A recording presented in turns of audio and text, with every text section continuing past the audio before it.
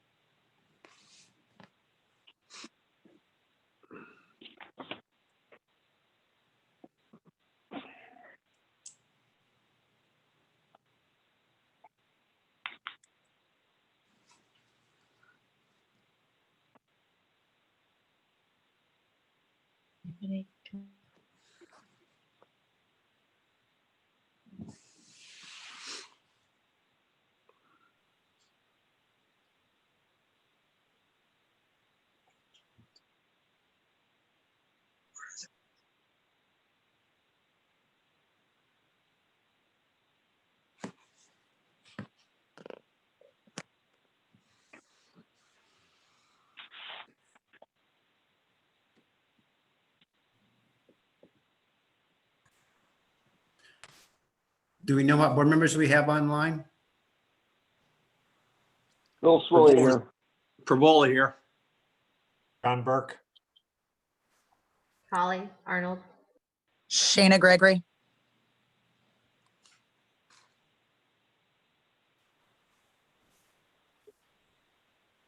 Okay, so we're still waiting for Bill Widener and Rob Perry.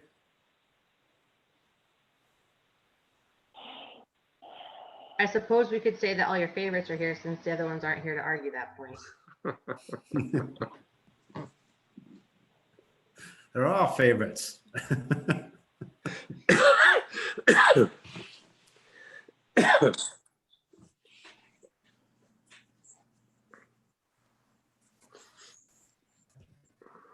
Philip, can you hear me? Yes. Okay.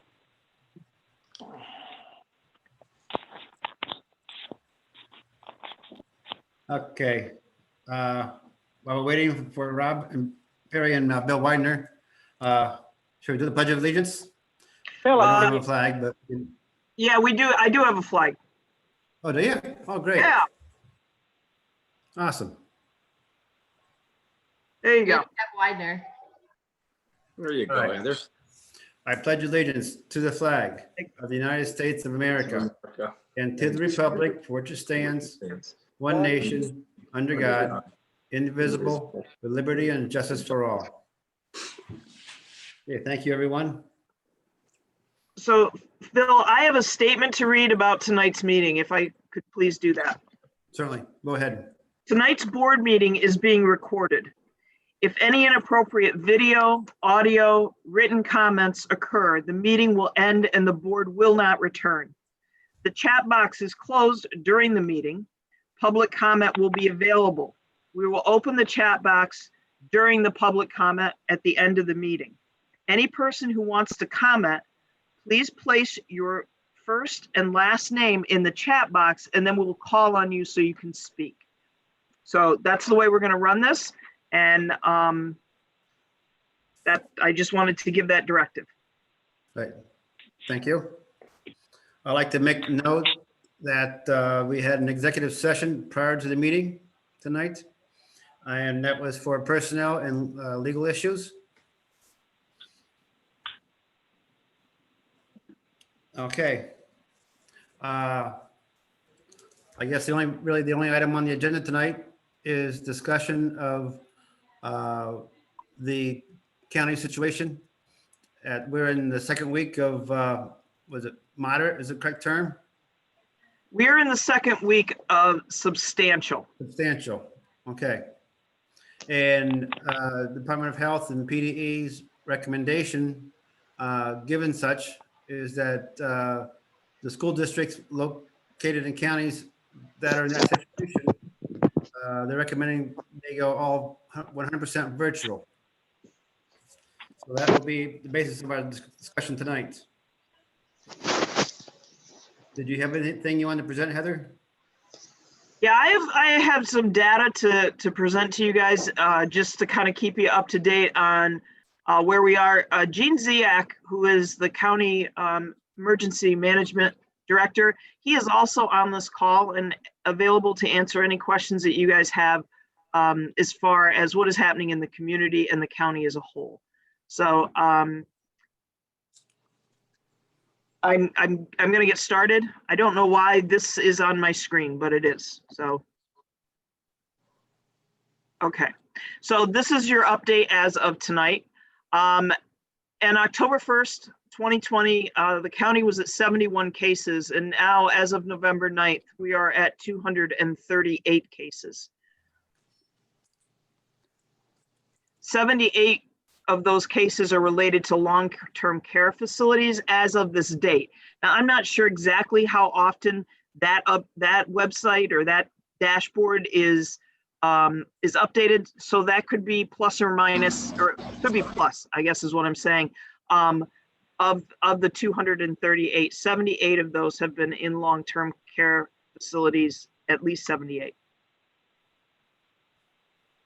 So the way that the dashboard works, the early warning system works, is that it basically says you're in substantial, if you have over 100, your incident rate is over 100, or your PCR is greater than 10%. So the percent positivity over 10%, and your incident rate per 100,000 people over 100.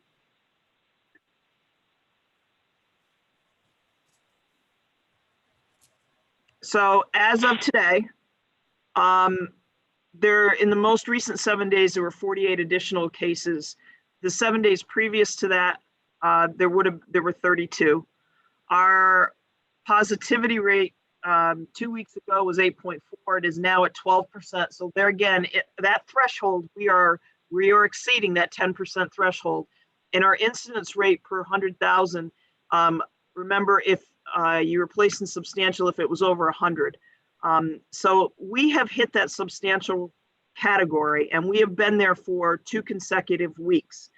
So on Friday, the Department of Health sent us a letter, and we knew it was coming, basically stating that you've been in the substantial category now for 2 consecutive weeks, and our recommendation, not our order, but our recommendation is that you would go fully virtual. And so I wanted to just give you that, and I wanted to let you know that we, to date, have had 2 known cases associated with the district. Neither of those cases has resulted in student exclusion, and that is because in the one case of our mitigation efforts of being 6 feet apart and for the majority of the day, and our mask wearing policies, and also the Department of Health at that time was saying it's 15 minutes cumulative instead of like you had to be 15 minutes with somebody at a clip. Now they have changed and they're going with the CDC guidelines, which are you have to be, if you're in that person's presence, less than 6 feet away for 15 minutes during the whole day. So it is a little bit different now, but in neither case have we had to exclude any kind of students, no classrooms, we haven't had to shut down buildings. We are, however, aware of numerous staff and students whose family members are being tested. Again, most of the tests that we know of have come back with those 2, most of them have come back negative, with the exception of those 2 known cases. So that is what I have for you at this point.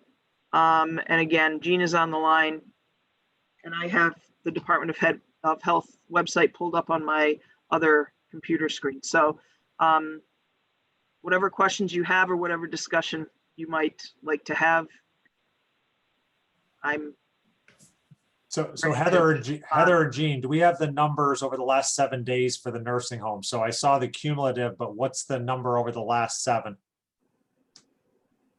Do we know that? Jean, do you have that?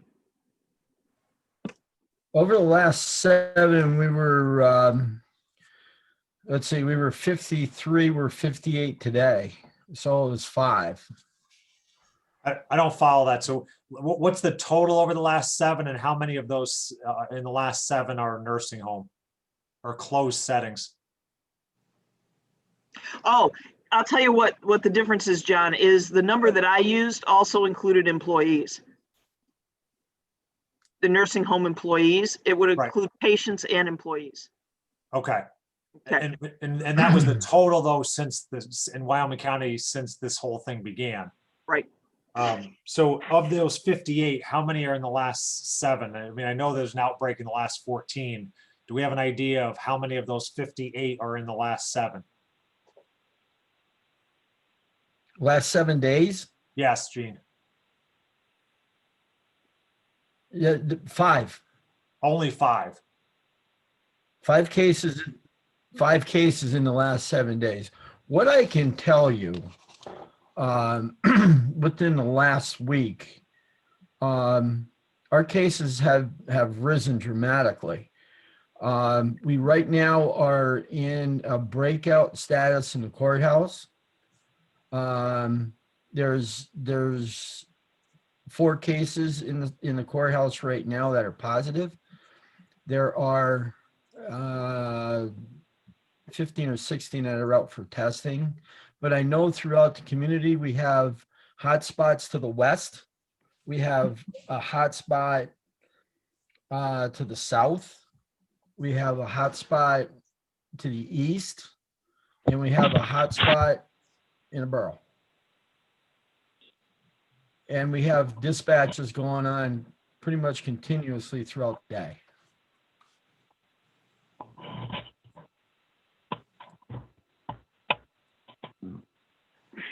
Gene, I have a question here. And you may not even know this, besides the residents in the nursing home who are technically in a facility getting care, do we know how many of those positive cases were admitted to a hospital? In other words, I'm trying to get I don't have that number, but I see what you're digging for. Yeah, what I'm concerned about is this, Gene. I'm more concerned about, I understand a case positivity and what that could mean from a medical perspective, and being in the school district here, I'm more concerned about, are these cases requiring hospitalizations? I do know, because I think everybody on this call knows that I practice in Wilkes-Barre. I will tell you that the hospitalizations have gone up. I will tell you that most of the cases are over the age of 60 or 65. I know there's a 47-year-old and a 58-year-old in the general hospital. Once again, I'm looking at the population of our school district. Obviously the kids, obviously I know we have some employees as well. And I don't know, Gene, if you can get me the data or even have the data of, were these positive cases requiring hospitalization? Like, in other words, a severity of illness. Bill, that is on the DOH website that I'm looking at right now. And so in the previous 7 days, it was 0, and now it's 0.3. Does that help? So it's still really low. It is still very low. Yes. Okay. And now, Heather, I'm going to ask, and I think I know the answer to this, and I think this is important. Do we have any positive cases of any students in the district? Not to our knowledge, no. Okay. So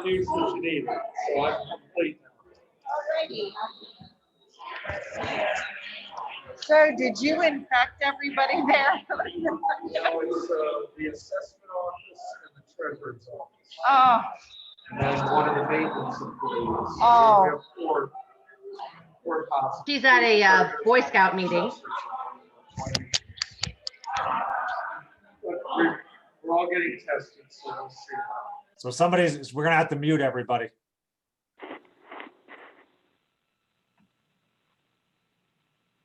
I think she got it. Okay. I I tried to mute her, so I think when I realized that I could.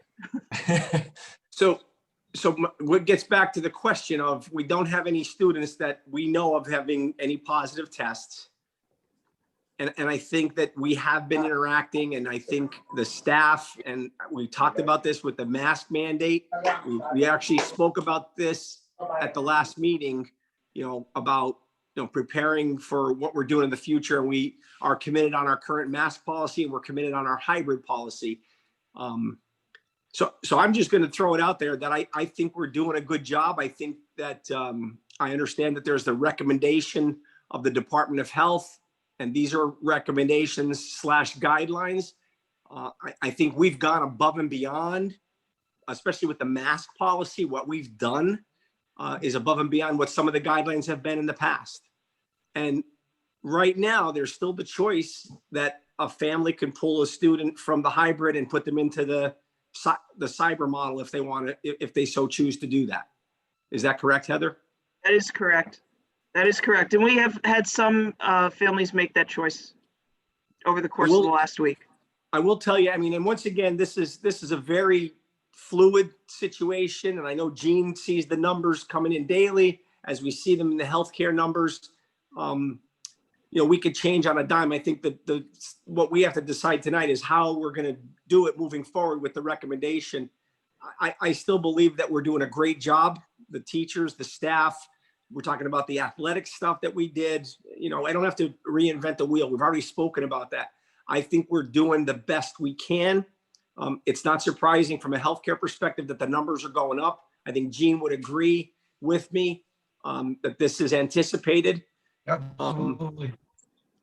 But I think it's a great job that the staff is doing in our school. And as I said, we have no student cases right now. So just to build on what Bill, as I think Here's about one this. thing that, Well, go ahead, Gene.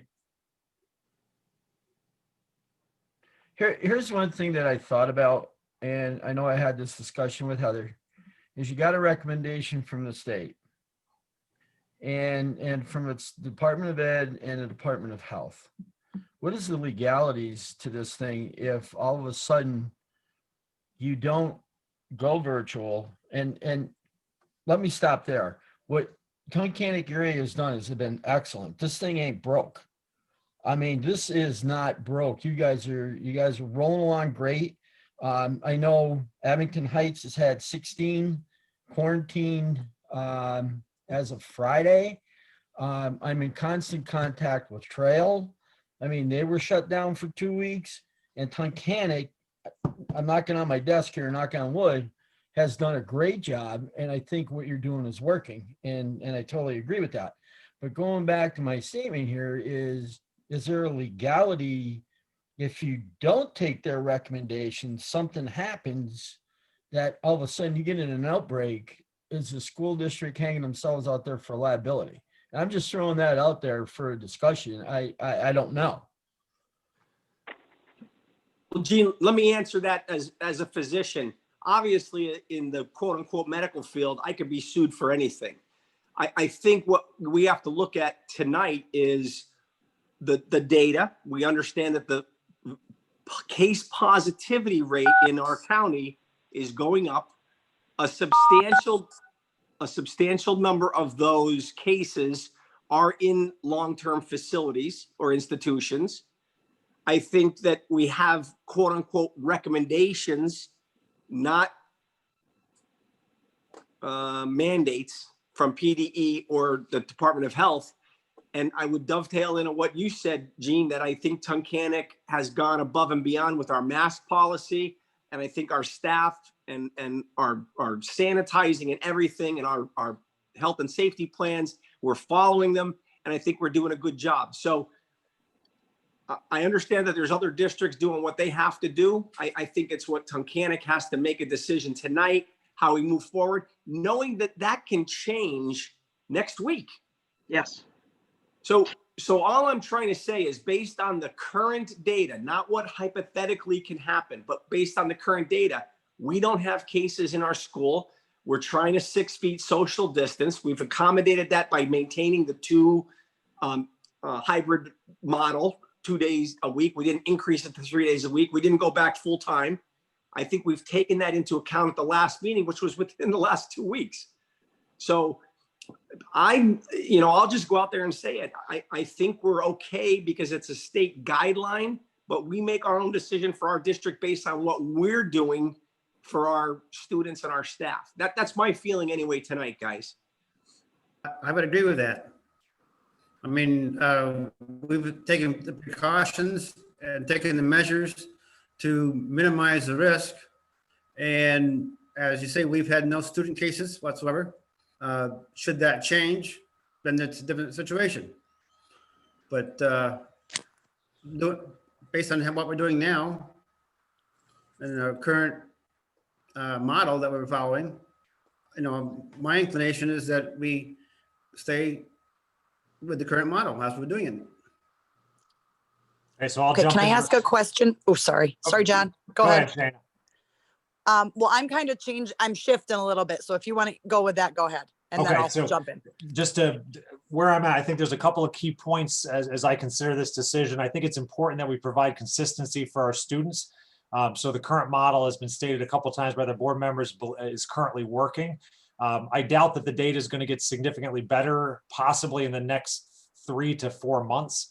And so if we make a decision now to go to the all virtual, there's a high probability we stay that way. So I'm a little bit concerned about that because the second point is I think it's important to provide that stability for the long-term mental health of our students. And so being in person for at least a couple days a week, 7 through 12, and every day for the younger kids, I think is a really critical thing. I don't think it's a black and white situation where we're looking at the coronavirus risk without weighing the other risks that are associated with it. And there's becoming stronger and stronger evidence of mental health and the associated issues with that if we go to a closed model. So I think that's there. We're not seeing current evidence of community spread within schools.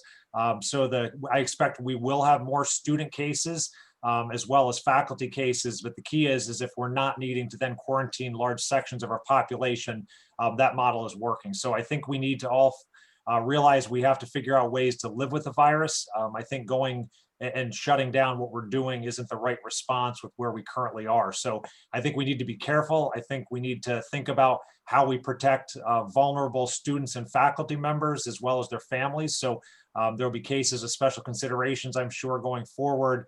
But I'm in the camp with the guideline. While it's unfortunate to see the numbers this high, it could easily continue for another 4 months. And I think us going to an all virtual model is not good for the health and safety of our students long-term from a mental perspective. So I'm in the camp of staying the course. We also are starting to get evidence, and none of this has been tabulated at a high level, but congregate settings of schools do not appear to be super spreader type of events, especially given the way that we've set things up with the surgical masks and the current distancing with our students. So while we likely could have a small spread, the chances of that infecting, a quarter of our population in school seems like a very low probability event. The evidence also continues to reinforce that for whatever the science reasons are, smaller and younger people are less likely to transmit it versus middle age and up. And so even if we do have a younger student with it, they don't shed the virus at the same rate that somebody does in an older individual. So I think what we're doing is okay. I think we stay the course. And then of course we will adjust if the situation changes. I am inclined to agree with what everybody else has said.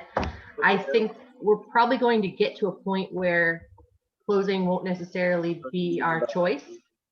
However, I think if we can spend a little more time preparing everybody for that, I mean, devices were just rolled out to everybody. Kids in the lower grades are learning how to do their stuff. My kids are, I'm hoping, getting their Chromebooks this week because they haven't been in the last couple of weeks. So we need to be making those steps towards being prepared to go fully virtual, but I don't think we're there yet. And like John said, once we're out, I don't see how we get back in anytime soon. So until it's necessary, I don't see doing it preemptively.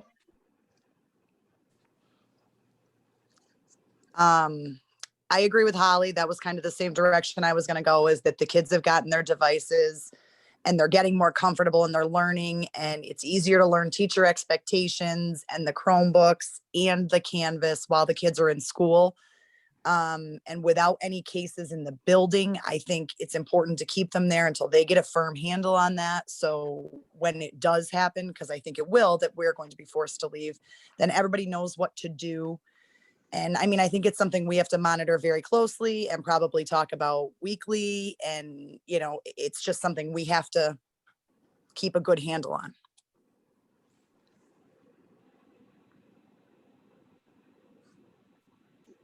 Anybody else? Any other directors? Any other board members? Bill, this is Bill Widener. I agree with what's been said so far from all of them. Okay, thank you. I also agree. Thank you, Lori. Rob, Bill, Sully?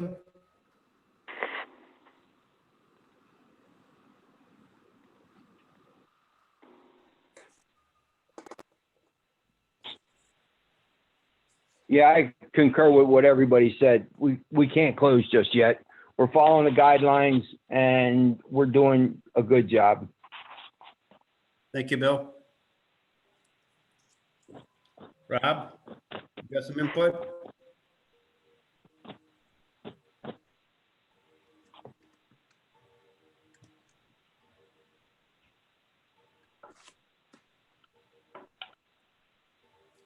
I think we may have lost a connection there. I think he might be muted. No, I see two Star- numbers that are not muted, so I don't know.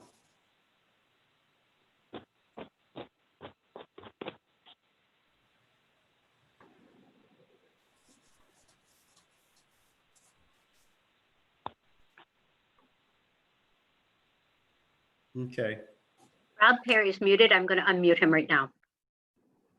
thank you.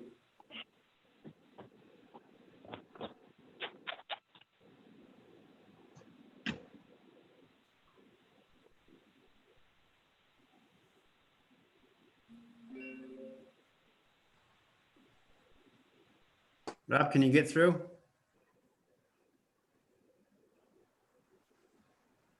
I think he's still people have been muted. trying to do There that to we me for years. Yeah, no, I agree with everything everybody said. I've been talking, but apparently nobody heard me. But yeah, no, absolutely, we're on the right side. Yeah. Well, I'm glad to hear you You now. guys didn't know it was that easy to shut me up, did you?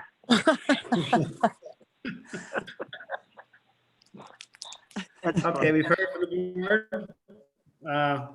We open up to the community, get their input.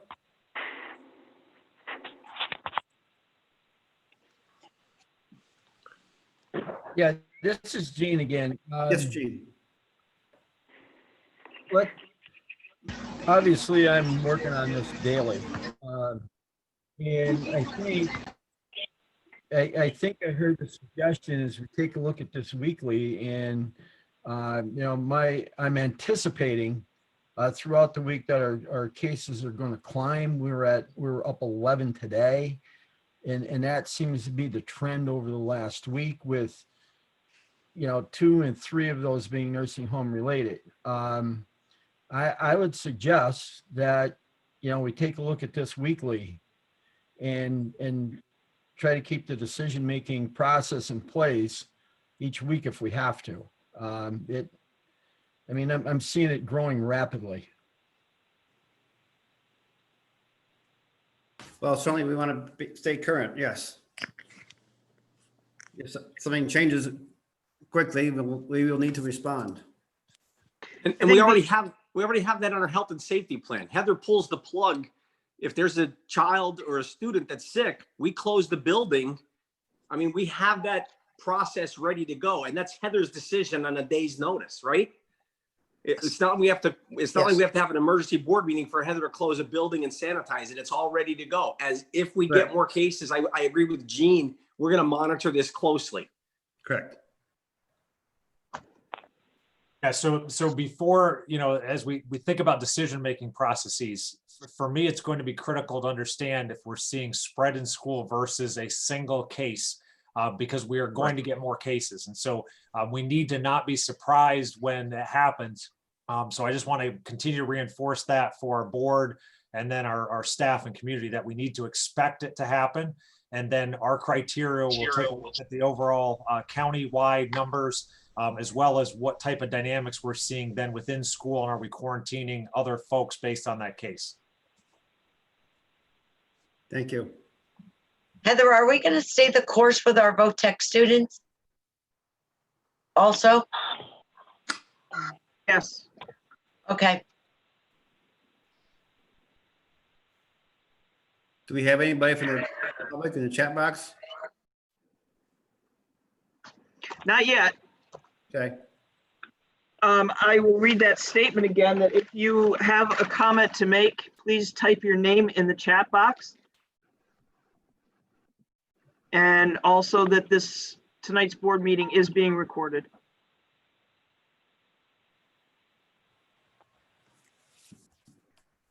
Please place your first, last name in the chat box and we'll call on you.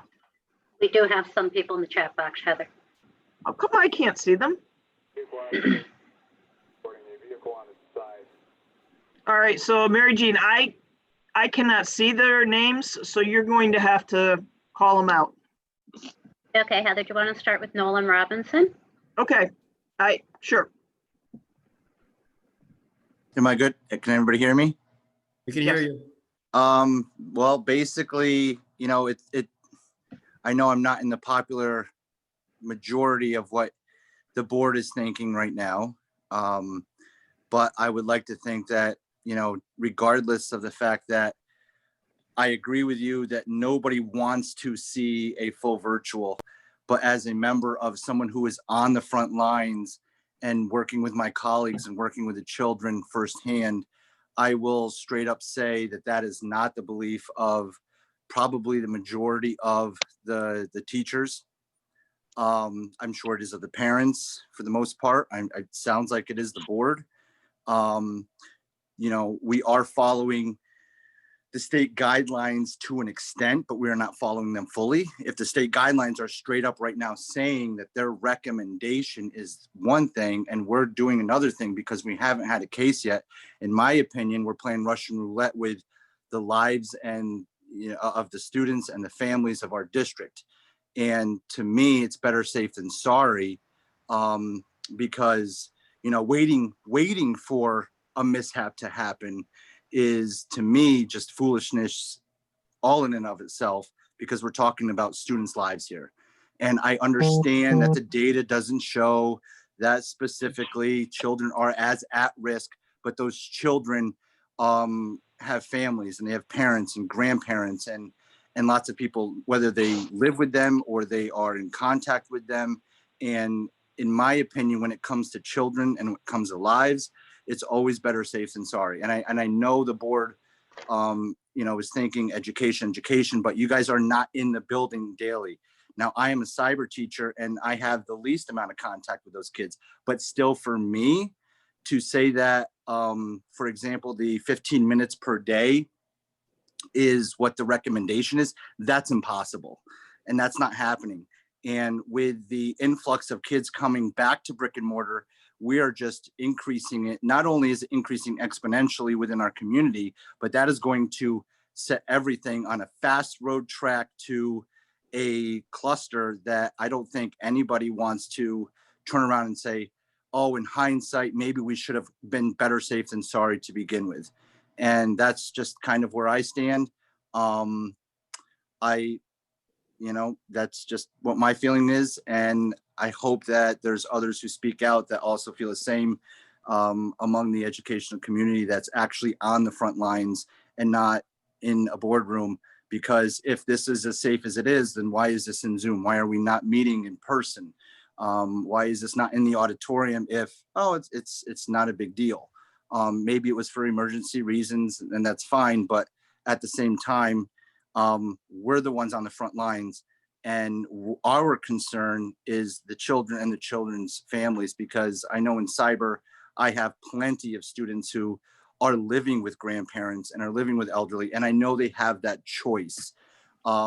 But some people, some family members do not have a choice because of work, because of what they do. And they are taking that risk and reluctantly taking that risk. And I think the district is also taking that risk. And we can say Trail has had fault, and that's right next to us. And Montrose and Abington and all these schools, they gambled with the timeline, and unfortunately, unsuccessfully. And for Tunkhannock to kind of go that same route, to me just sounds like we're being a little too haphazard about the whole situation. Thank you, Nolan. Thank you. Next week, we will be in person in the auditorium. Yeah, I just wanted to jump in on that because it was actually my idea to meet by Zoom, because right now the state of Pennsylvania has decided that there are 32 of the 48 joined United States that you cannot travel to without having to recommended quarantine, which the school district has been following very carefully. My own kids have been home because we traveled. At least 3 board members right now are not supposed to be coming to the school because of travel, not for being ill. So that is why we are on Zoom. If I had not traveled, I would be perfectly happy to be in that auditorium with everybody tonight. Thank you, Holly. This is Joanne Yanchick, may I speak? Yes, Joanne, go ahead. I just wanted to bring to the attention also is that as teachers do contract anything, whether it's flu or whatever, our substitute situation is dire. We do not have the substitute. So as teachers have to start taking time out of the building, it's going to create disruption for the students learning as well. So that's another thing. If we do need to quarantine or we do need to do anything like that, we're trying the best we can, but we do need more substitutes to support the teachers who may have to be off. And I also have family members who are autoimmune compromised. So I'm wondering, could the teachers be questioned, what their comfort level is? Because some teachers just are older and they have other health issues. Not all of them, but some do, and they're concerned. So I do want to reiterate what Nolan said, just from the teacher perspective and providing continuity for the children and just being proactive. Thank you, Joanne. So I just moving forward, as far as there are like some folks in the chat room, and so we're asking folks to just wait their turn, wait until they're called on, in terms of having a chance to speak. So Mary Jean, who's next? Richard Cook.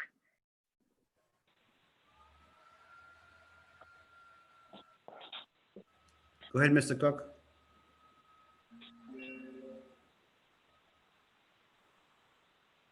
Mr. Cook, can you hear us? You should be able to unmute and speak to us.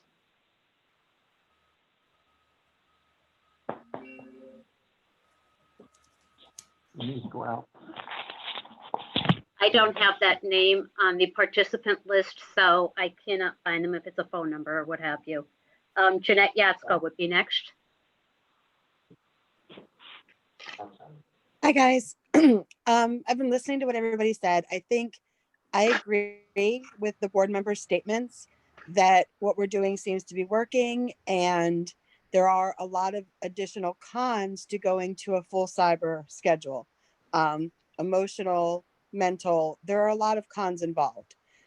So looking at the pros and cons, my opinion is that we stay the course. I recognize what Mr. Robinson is saying about the other school districts and things like that. But you also said that if somebody has a concern with this, they can of course put their child into the full online version as opposed to the entire school doing that before we have to. Yes, thank you.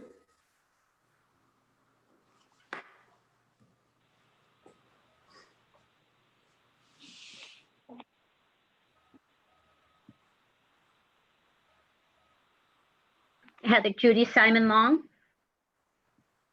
Judy, can you hear us?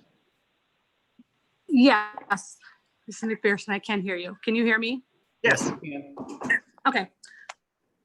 I just have a question. is it the board's policy to continue allowing students to compete on and off campus extracurricular activities and allow them to return to their cohorts?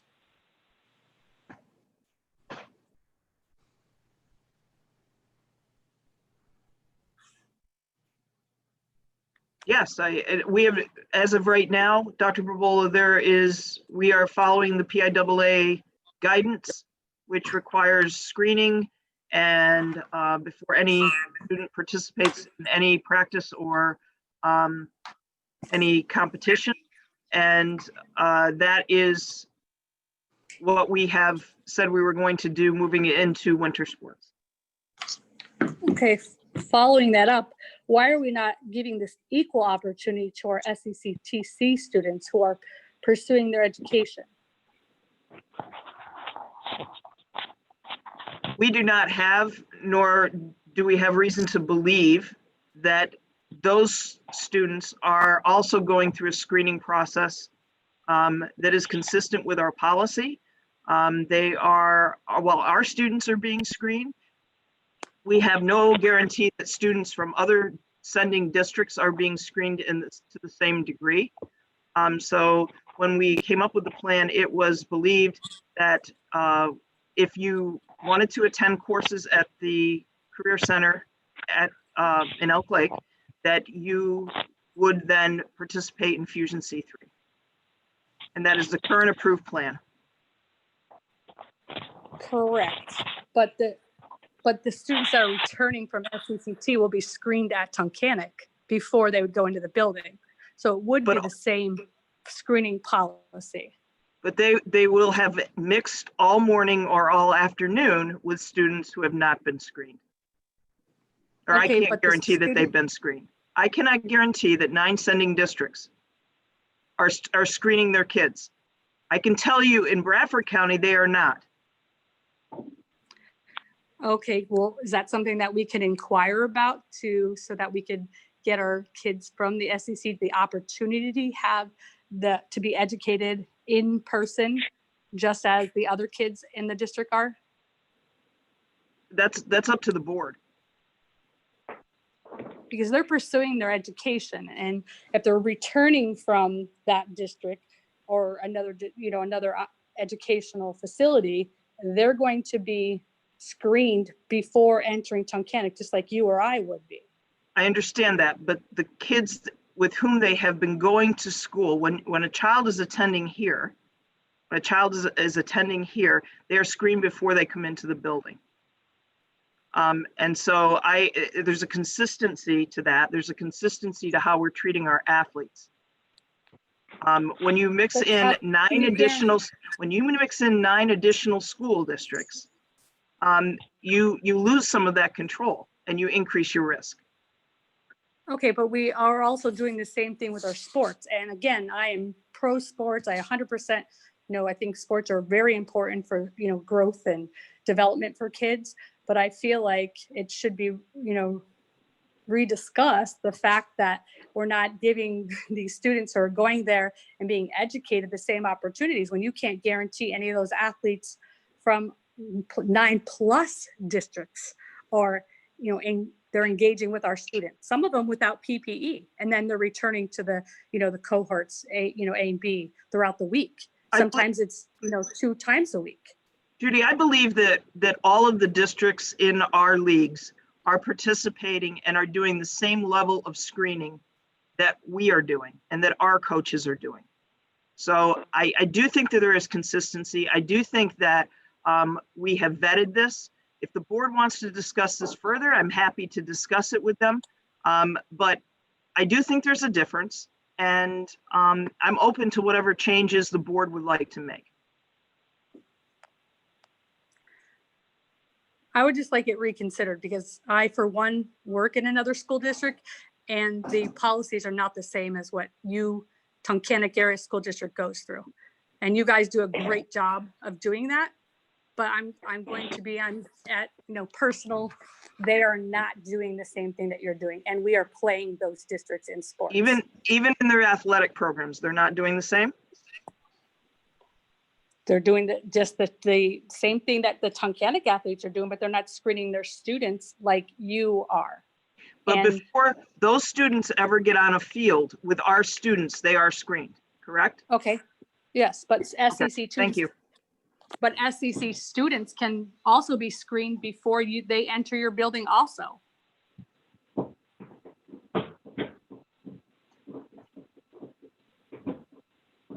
Thank you. Someone else, Mary Jean? Yes, next up is Jeanette Pecoro.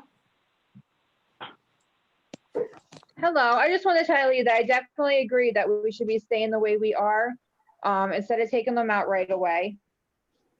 I want to thank Dr. Pavola because he is always on top of his game with all the facts and medical facts and all that. And I just want to tell him you're doing a fantastic job with that. We really need to stop comparing about what Tunkhannock is doing, not other schools. And that's about it. Thank you, Jeanette. Thank you. Jen Zdanowitz.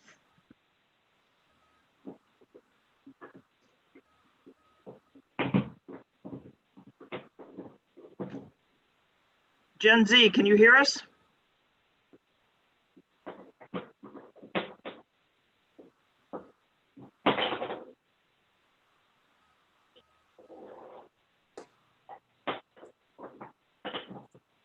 I can't find her as a participant, so she may have left the meeting or got knocked out.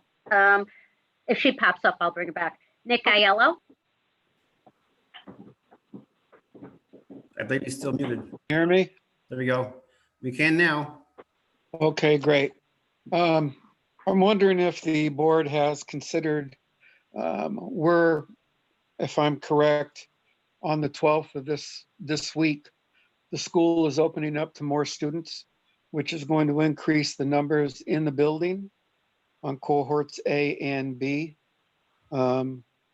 As a driver of one of the school buses, it just brings up concern as to how exponentially this will escalate just from looking at one school bus. All the kids that are potentially exposed and what that does once they get inside the building, what it does to the families. I mean, it would potentially can spread like hotcakes. I'm always one that I would rather use an ounce of prevention than try to put the fire out once it's already started. So that's just my opinion, but I would be curious as to how many students we are anticipating coming back into the building and if we are really prepared for that. Thank you for your time. Mr. Aiello, if I could address that, we anticipate about 60 kids coming back kindergarten through 6th grade. So that's 60 kids over 7 grades. There are some students returning to the high school. I don't have a firm number. What we're experiencing right now is we have a lot of kids that are leaving. So we have kids whose parents said, yeah, I want them to come back, and now they've changed their mind. So they will not be returning. We have other students who now have decided they want to go out to Fusion C3. So until the dust settles this week, but I'm not going to have exact numbers. But what I will tell you is the principals feel confident that we can continue to socially distance. And I have not seen the new bus rosters. I expect I will see them tomorrow. And if we have concerns on the buses, we will certainly address them as far as social distancing and doing it to the best of our ability. So that's what I can tell you. Well, I know the school district is doing a good job. I have no complaints there. I'm more concerned as also one of those elderly that grandparents that has, my grandsons in the building of exposure, to us and to a lot of people. So, there's a personal thought here as well. But don't get me wrong, I think the district is doing a fine job, and I see it every day. And I was concerned about the numbers that are coming back, but if it's only 60, I know we can handle that. So once again, thank you. I appreciate it. Thank you for your comments, and thank you for your dedication to being a driver.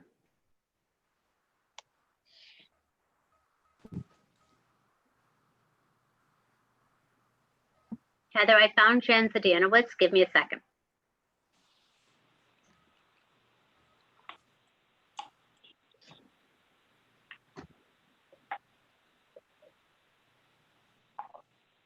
Gen Z, are you there? I am, thank you. Can you hear me? Yes. I couldn't unmute, I'm sorry. First of all, I want to thank everyone. First of all, I think Tunkhannock has been very transparent with their efforts and what they're doing. I appreciate you weighing the pros and cons of each decision. And Heather, as I said to you earlier, there's no rule book or guidebook on this. So thank you for all of the thought you're putting into this. My question to the board is, if Department of Health and PDE are recommending this and we don't follow the recommendation, what will the criteria be to make that determination? I hear you're talking about spread, like what, is there something in mind of what that would look like? And that's my question to the board tonight. Thank you. I'll be happy to answer, Jen. I think the important metric is the cases, obviously in the community, but I'm probably more concerned about the cases in our buildings, that if they go up, and as you heard, if you heard, the other concern that I would have is what's the medical severity of the cases? I don't have a specific number. I don't have a metric. I think there's pros and cons of both ways. And I think the board is in a no-win situation no matter what we do. I did hear comments from, actually, I'll just say both sides of the aisle. From a medical perspective, however, I will tell you that decisions should be made on the current data and not, in my opinion anyway, what could happen in the future. I don't think, and you can help me out here, I believe that in-school socialization really helps the kids' mental health. That's my opinion. I understand the comments that were made about someone being possibly immunocompromised. But the reality of the situation is each family has to do what each family has to do for their family. Our school district makes the decision for what's the best education while keeping the health and the safety of our staff and kids in mind. I don't believe the online learning is the best education. I believe the hybrid model that we've talked about and even the current platform, the Canvas platform, is doing a good job. I just don't think we're at the data point yet, in my mind, that we need to go completely virtual. But as we said tonight, we're going to watch it closely. Heather and the administration can make the call. If we get cases in the school, we're going to close that school building down. I believe we've already talked about that, and we're going to watch it uniquely. So I believe it's a tough situation to in any decision right now, but I think we're making the right decision based on what Tunkhannock is doing. With all of our mitigation, we've gone above and beyond the recommendations, especially with the mask policy. Heck, we had what, I'll say board meetings where it went back and forth about cloth mask versus surgical mask. And our policy is it's a surgical mask. And I think it's working.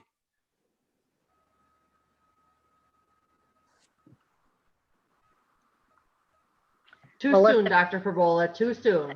We can't go there yet. Melissa Freethy, I'll unmute you now.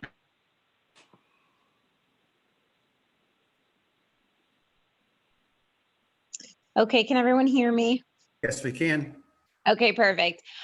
So I'm an educator in another district that was previously mentioned. I am completely in school learning with all of my students.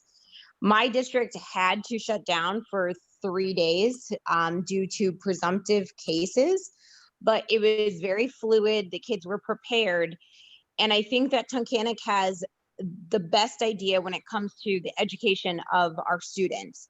I have 2 kids in elementary school, and their mental health is much better being in school being around friends, even though there's distancing, and getting the education that is required with their teacher standing right in front of them.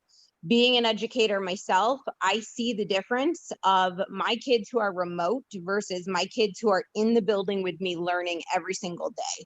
And I will say that there is a very big difference between those kids who are there with me, who can come to me at any point in the day to ask questions, versus those who are online and sign in and then sign out and they don't really connect with me otherwise. So I think Tunkhannock is doing a wonderful job. And I've had a couple conversations here and there with Heather on the phone. I think that you guys need to kind of keep this trend going for the mental health of our kids and also the educational opportunity for our kids. Because if we take that away, they are going to start getting really far behind educationally. And that's my concern as an educator. We do need to be prepared for shutdown, but I think that if we look at just the cases in the community and say we have to shut down, that is going to take away a lot of educational opportunities from our kids. And being there's no real cases in the building dealing with students, I think the SMART course is really just to keep the kids in school and make the decisions as they come our way. Because like you've said, if we do shut down, it could be 4 months from now before they get back. And now we've lost 4 more months with the kids after losing 6 months with them. So I appreciate all you're doing. I think you should stay the course and follow the numbers the best you can. And just know that there's a lot of us in this community applauding you for all of your efforts. Thank you, Melissa. Thank you. I mean, some other considerations we have to keep in mind are that we have a number of students that are low income and are getting the free breakfast and free lunch that they're getting fed. And if we go all virtual, it's more difficult for us to provide that for them.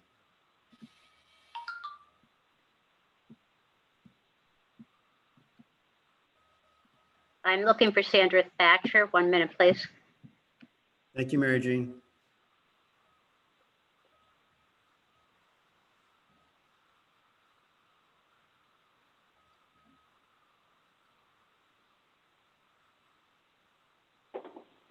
Hello, can you hear me? Yes. Yes, we can. Yes. As a parent of a child in kindergarten, this is where my concern lies. You guys have been doing a phenomenal job, and I cannot thank you enough for all that you have done to keep our kids safe. But my concern lies with the upcoming holidays. I feel that if we are being recommended to close by the CDC, I feel as a parent that we should close when the kids leave for Thanksgiving and not return until the 2nd or even the middle of January, to help, so to speak, not allow the onslaught of that to come, because you don't know what's going to happen once those kids leave the building for the breaks. And then what are they bringing back into the building? And that is all I have to say on that. Thank you. Thank you, Sandra. You're welcome. I'm going to be unmuting Nadine Lane.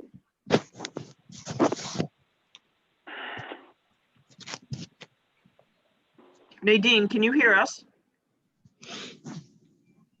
It's actually Neil, her husband. Oh, okay. Okay. Yeah, no. So I just wanted to say that, I completely agree with the school board on keeping the kids in school. So the quality of learning that they get in school versus online is completely different. And I'm only speaking for somebody that has a son in first grade. That being said, the socialization that he has with his friends and everything in school is detrimental to his learning. So that being said, I completely agree. And to proactively shut down, I completely disagree because nobody knows what's going on. This is such a fluid situation right now.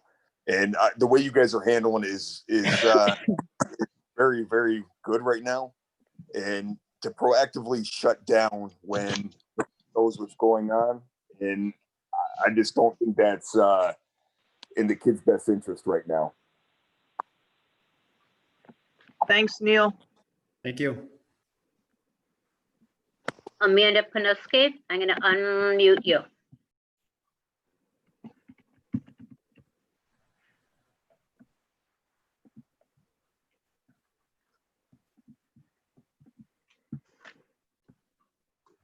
Amanda, can you hear us?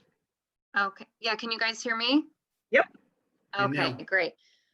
Okay, so my question basically is in regards to the guidelines that were given from the Department of Health and Department of Education. I do understand, you know, some of the cases are nursing home based, or, you know, they're not based within the district. I would like to see what our guidelines would be then if we do decide to continue to go in person. Basically, what will the Tunkhannock guidelines be then for a shutdown? Because I feel like I'm kind of confused right now, because I know if the Department of Education is saying it and the Department of Health is saying it, and we're deciding against it, then I just like to see things very black and white of it will be this number of cases or in this many buildings, or it's this many students, just so we can be prepared as staff and as faculty to know that it could eventually be coming. And then also, just as an aside, and I know we'll probably discuss this as faculty, but then also just what are our responsibilities? Are we still coming to work every day? You know, even though if the kids are virtual, if we live in a county that is, you know, like I live in Luzerne County, so that is one that's exploding right now with cases. Would we be considering who comes into work versus who doesn't? So I guess for me, if we do have these weekly meetings, I think that's a great idea. And if we could just have more of like a clear-cut idea of what would be a decision to close then, if we don't base it on Department of Health or Department of Education standards. So Amanda, I want to address a couple of the things that you said. In talking with some other districts who have been in this substantial category, one of the things that I've been told by other superintendents is, like, sometimes a case will happen and there will be a number of direct contacts.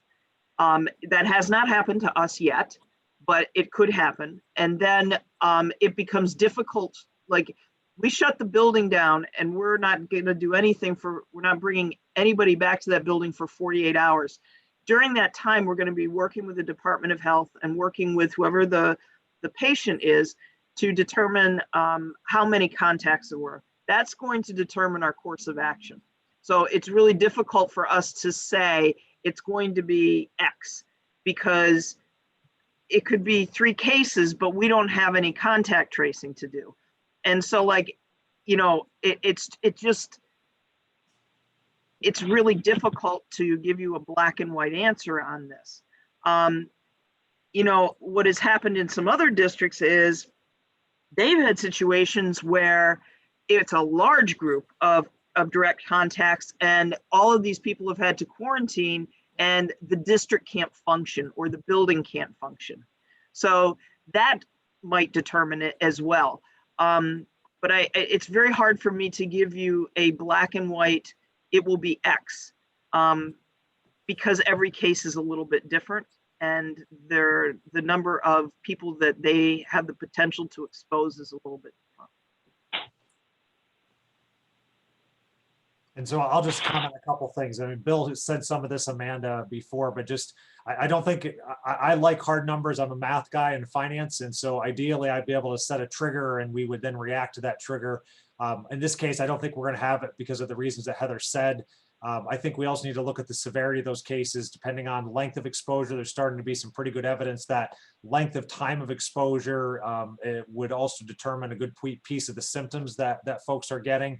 And so that's the investigation process that we'll have to follow when we do get those cases. But I'm most interested in what other direct contacts, how much quarantine is done, and then look at those cases in terms of what they're like. So the other thing is we're having an HR meeting tomorrow to talk a little bit about, if we did go all online, what staff procedures may look like. And so none of that has been decided, but we're starting to discuss some of that.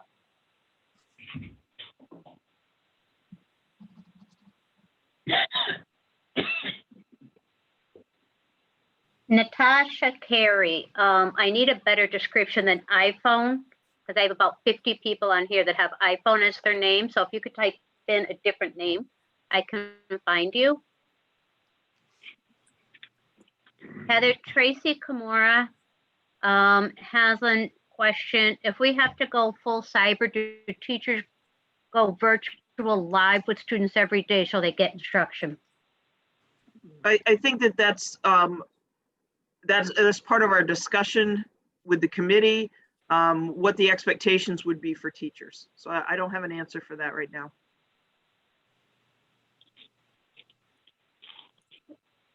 While you're finding the other person, I just kind of wanted to add in there, Phil mentioned it earlier, but there are, when you talk about, an ounce of prevention or any of those kinds of things, and I understand especially where some of the teachers are coming from, but I like to think about the fact that there are a lot of kids in our district who have no support.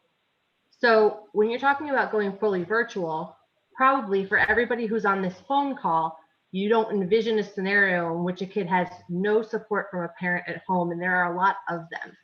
So we're not talking about keeping kids in school for the sake of just saying we want them there. It is the best for every kid educationally, but for some kids, it's not just a matter of doing the same work, but doing it at home. It's a matter of, will they be getting pretty much any education at all? So when you add that to the cafeteria situation and the mental health situation and other factors like that, there's a lot more in play here than just COVID.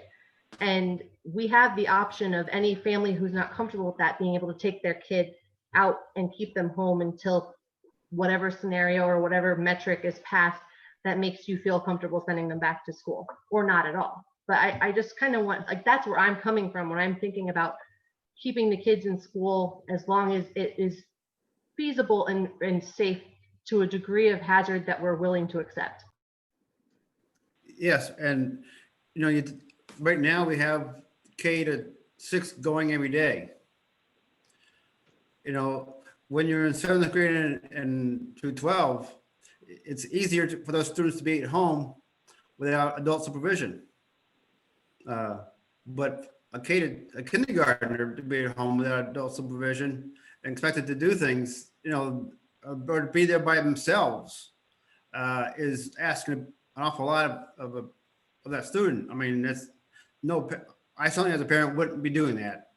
Wouldn't allow my kindergarten or first, second grader to be at home without somebody adult being there. So that creates a whole lot of other problems for that set of students.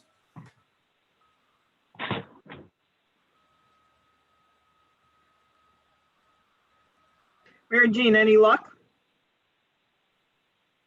Not from Natasha, but I believe I have Richard Cook's phone finally, if you give me 1 second. Okay.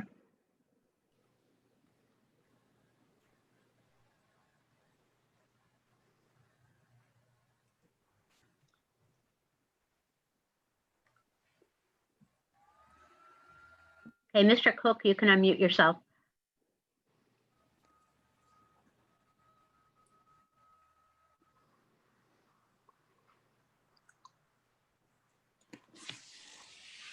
Mr. Cook, can you hear us?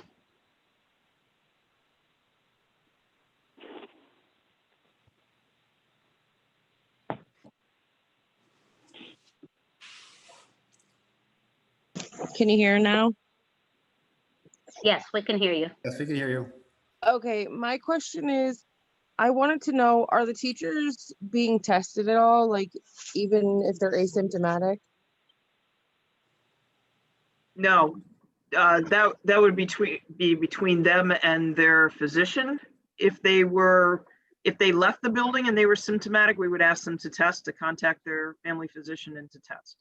Okay, well, as a parent and somebody who works in nursing, we have had many cases and they're asymptomatic. There's like no signs of COVID at all for days before it comes out.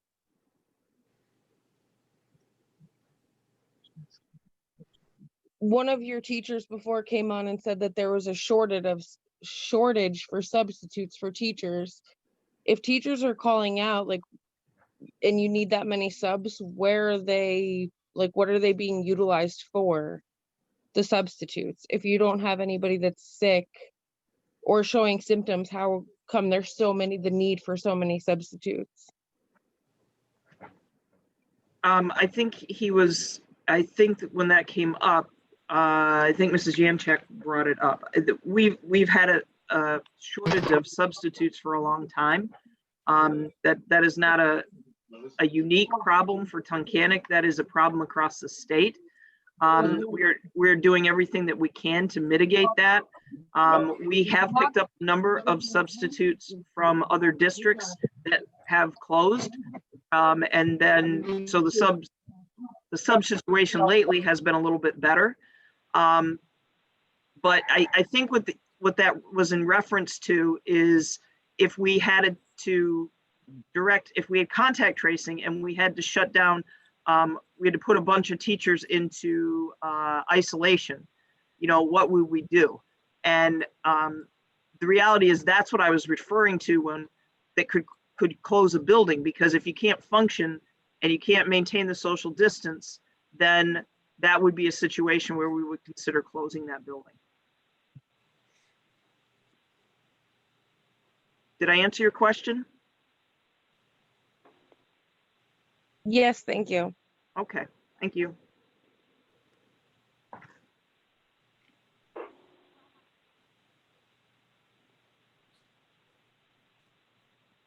Mary Jean, do we have anybody else? We have one more, Nolan Robinson. Thanks. I just want to add, first and foremost, I find it a little insulting, the board trying to bring to light the fact that we're not taking into consideration of what the circumstances are for our children at their homes.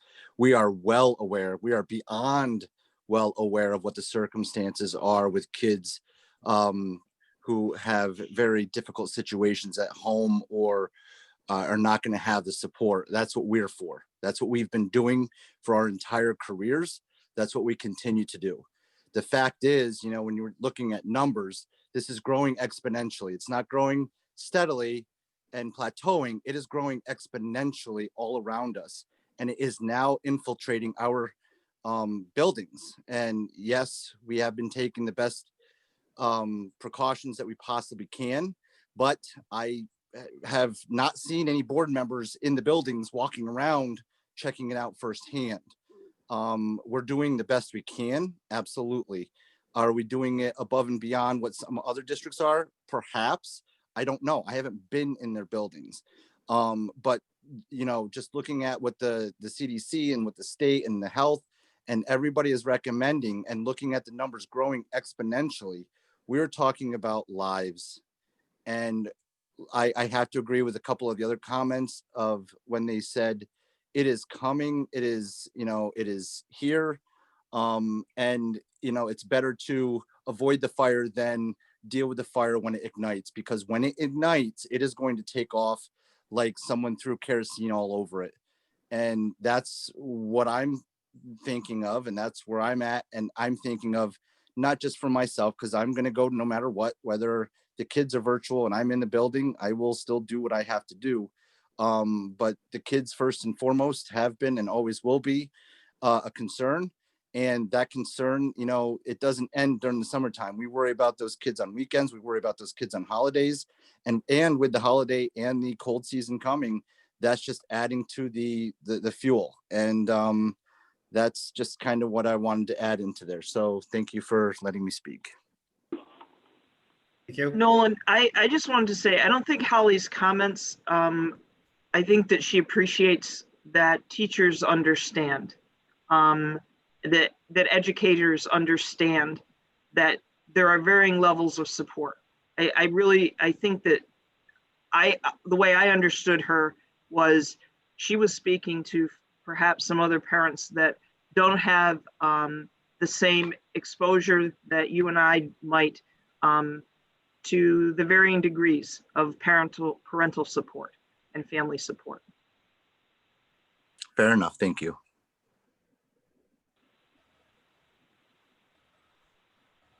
Anybody else? Anyone else? Yes, we have Trish, one moment. Thank you.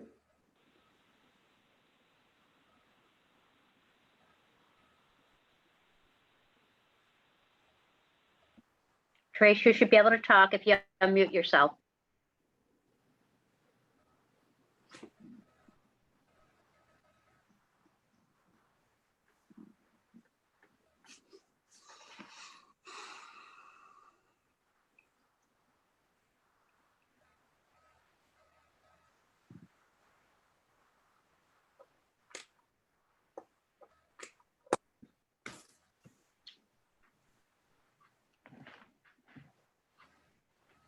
Trish, if you toggle up to the right-hand part of your screen in your little square there, you'll see where it says mute or unmute. You want to click on unmute.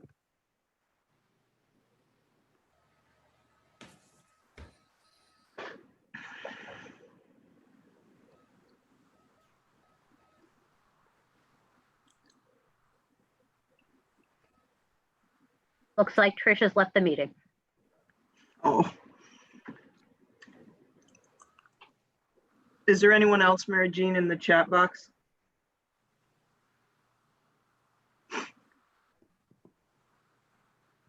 There's nobody that's asking. I have iPhone. I'm assuming that that's Natasha that we couldn't get, who says Tunkhannock has gone above and beyond recommendations thus far. Why are we now choosing not to? Our teachers are rock stars. We need to protect them. Do they have the choice to go virtual?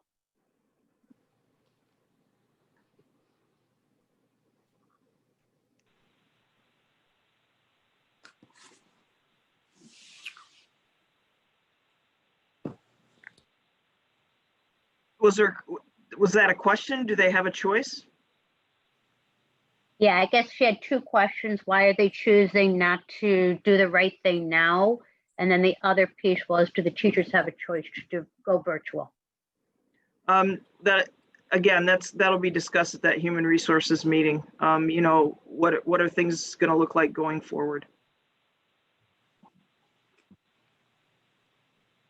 And I can't comment as far. I don't know if any of the board members have any comment to make in answer to the first question.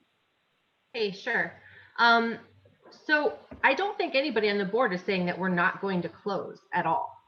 I believe what I've heard from my fellow board members is, and from, you know, my belief is that we will, when we see circumstances, working with the community, working with Jean, working with Department of Health and Department of Ed. That's why it's a recommendation at this point.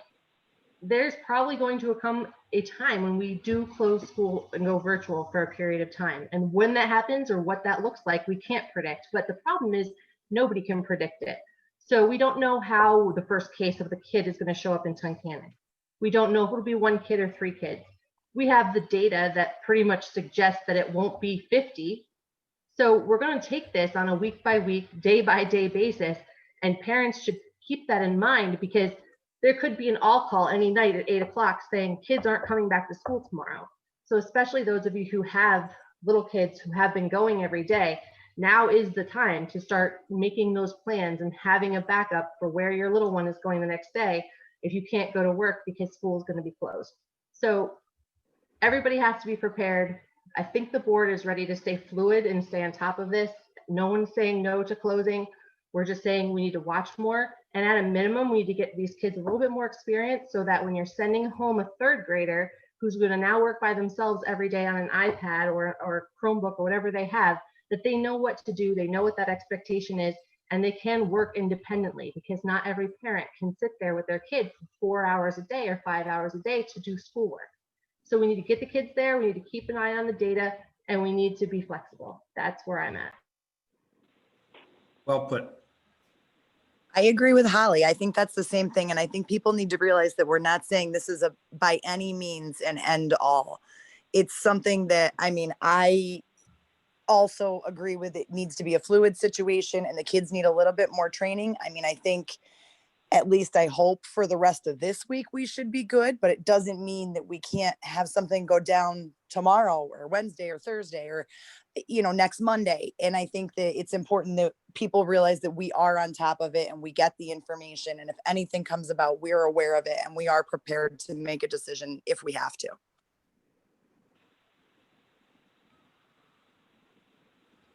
Heather, I have a student, Isaiah, who is too shy to talk. So his question, if we go full online, what do we do for lessons? Can he be more specific? Let me see if I'll put that in the chat box. Okay.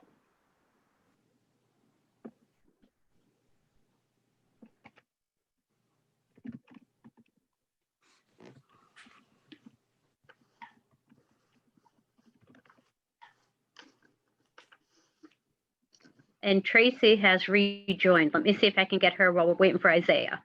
Okay.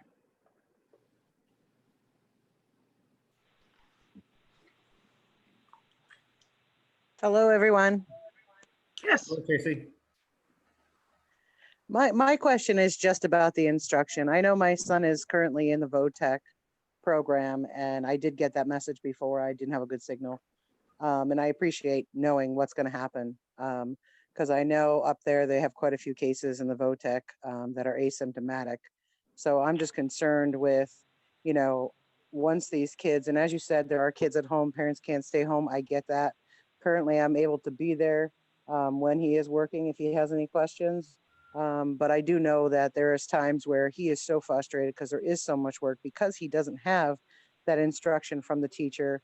And I know my son's not the only one. Many of his friends are saying the same thing. But what is going to happen then? That was what I wanted to know, was the virtual, are our teachers going to go virtual with our kids if that's the case? And if that's the case, that's just basically what I wanted to know. So Tracy, if we're out virtually, the teachers will be virtual as well. I think that when you initially asked the question, it was about live streaming. I think that there are varying degrees of comfort with live streaming among our faculty. I think that there are technological challenges and internet challenges that this community has. You had me do the internet audio. There are challenges that this community has with the internet service that's available to our families.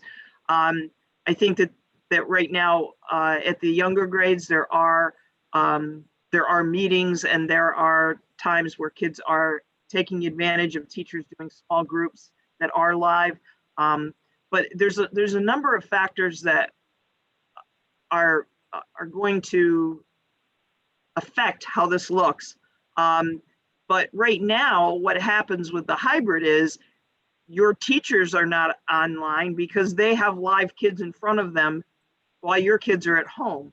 And so, you know, this product that you're looking at now, although I do think it has improved, if we go virtual, it is going to look different. Now, I'm not saying that all teachers are going to live stream by any means, but as we have continued to do since the very beginning of the year, we're going to keep getting better. And we're going to work with teachers and, you know, you will have rock stars out there. And I think, you know, the majority of our teachers have been doing an excellent job. So I think that they have really risen to the challenge. But this will evolve and it will get better. So I can't tell you exactly what it's going to look like. I just know that they'll all be available a lot more than they are right now to answer questions. What that might look like, I can't tell you yet. Okay, Heather, that pretty much explains it. That was like I said, was my question. Just curious because I know you guys have got a lot of stuff lined up, given the circumstances, not knowing what's going on, knowing what's going to happen. And I was just curious if that was a topic that you guys had discussed. And I get the internet thing. I'm right there with everyone else. So, but Great. yeah, that was my question. For all of our teachers to be live streaming all day long, nothing would be going out of here. It Right, just, Frontier doesn't move that fast. no, it just wouldn't. So anyway, that part I could tell you that that's one of the reasons we didn't try to do like synchronous learning. It just wouldn't work. Okay, Heather, thank you. Mm-hmm.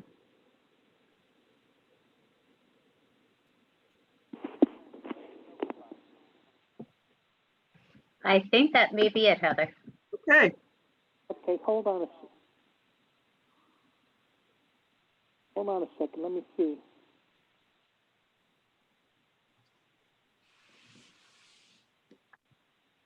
If you get a response back from Isaiah.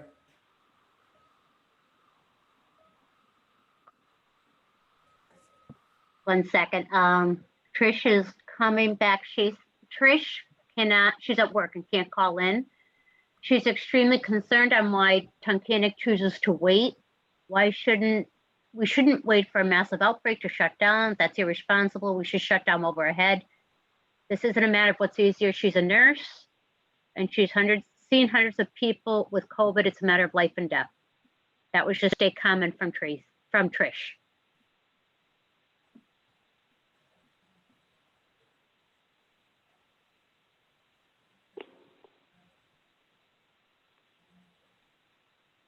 Heather, can you hear me?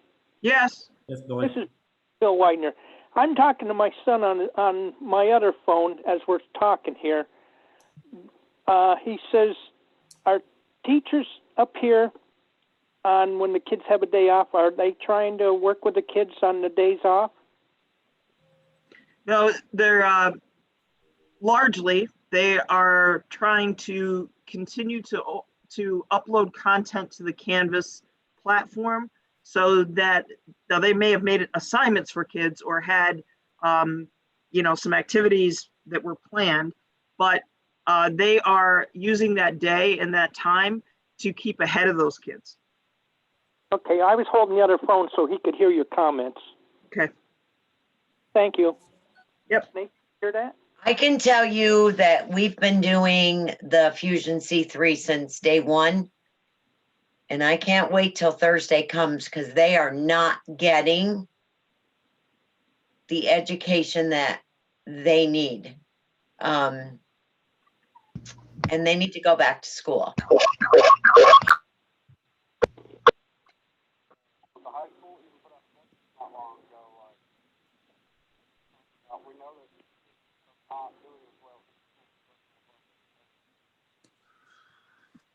We have nobody else in the chat room, Heather. Right. Okay. When's our next schedule? When do we have our next scheduled board meeting, guys? The 19th, Bill. But I mean, we could schedule one for next Monday if you guys would like to, or see if we need to. I'd like to schedule it if we need to. If the date is the same as we discussed tonight, I don't want to get back together and say nothing's changed since last week. Yeah. Okay. I'm good with that. Agreed. It's the same week. I think we can wait till Thursday next week. Okay, so if something comes up though, at the end of like Friday, I'll let you guys know and we can always, Sure. add a meeting or change it. And you're following our plan. You're following the plan that we have in place. Right, so I will go in and I'll make the adaptions that need to be made for the second marking period, which are few, and indicate that we are going to stick with the plan through the second marking period. As long as we can, Perfect. Talk to you later. Yeah, bye. Okay. Okay. A motion to adjourn? Motion to adjourn. Thank you. Second. Thank you. Okay, good night, everybody.